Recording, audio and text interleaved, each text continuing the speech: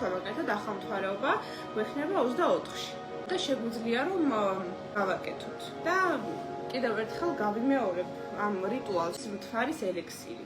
Სხვადასხვა ჩვენმა წინაპრებმაც იცოდნენ რომ კალიში თანთქავს ენერგიებს და მთვარის შუქზე დებდნენ ხოლმე წყალს. ეს ასეა. ეს უძველესი რიტუალია. ეს არ არის რაღაც ახალი რიტუალი და ზოგს როგონია რომ მოგონილია და ასე შემდეგ ვიღაცა მოიგონა, ეს ისე არ არის. ჩვენი წინაპრები აკეთებდნენ ამას, რომ მთვარეს დაანახებდნენ წყალს და შემდგომში სვავდნენ. ამას ქვია თანამედროვეობაში მთვარის ელექსირი.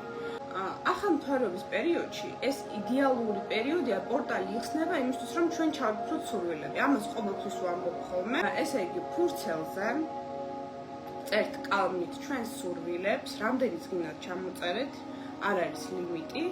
უბრალოდ უნდა იყოს რაღაცა რეალური, ხა მარსზე გაფრენა და ევერესტის დაპყრობა და მილიარდი ევრო თავზე რო დაგვეცეს, ხა მსგავს რაღაცებს არ წერთ, ხო რა?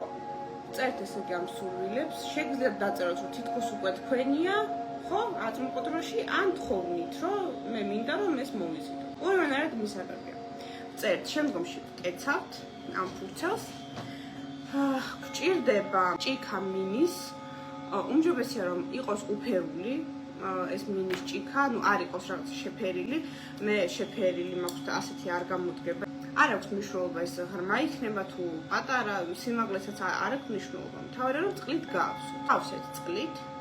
შემდგომში ესე იგი ახალმთვარეობის ღამეს ვაკეთებთ ასეთ რამეს, რომ შევაცურებთ ესე იგი აი ამ ჭიქის ქვეშ ვანახებთ მთვარის შუქს. შეგიძლიათ ფანჯარაზე დადოთ და უშვათ.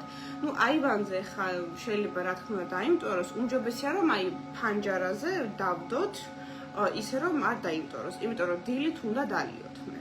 უნდა დალიოთ.